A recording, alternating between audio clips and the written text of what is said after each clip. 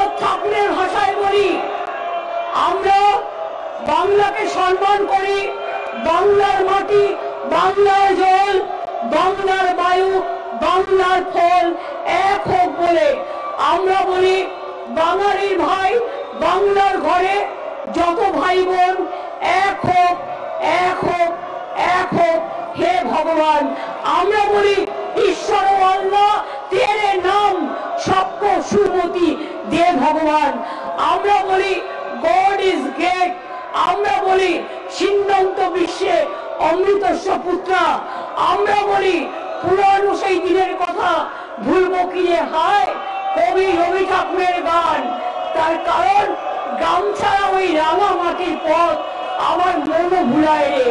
আর এরা হচ্ছে স্বাধীনতার পরে একটা পার্টি যাদের স্বাধীনতাতে কোনো কন্ট্রিবিউশন ছিল না।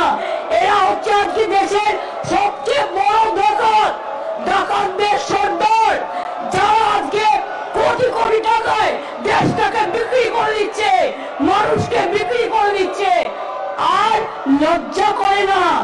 এরা সাম্প্রদায়িকতা সুশ্রুতি দেয়, এরা মানুষে মানুষে ভাগাভাগি করে। ওরা জানে না যখন স্বাধীনতা আন্দোলন হয়েছিল বাংলার মানুষ সবচেয়ে বেশি জীবন দান দিয়েছিলেন, ফাঁসিতে গিয়েছিলেন, ক্ষুদিরাম গান গিয়েছিলেন, একবার বিদায় দেওয়া ঘুরে আসি, হাসি হাসি পড়বো ফাঁসি দেখবে ভারতবাসী। আর সেদিন এই বিজেপির যারা লেজুর তারা ইংরেজদের কাছে দাসখত দিয়ে জেল থেকে বেরিয়ে এসেছিলেন।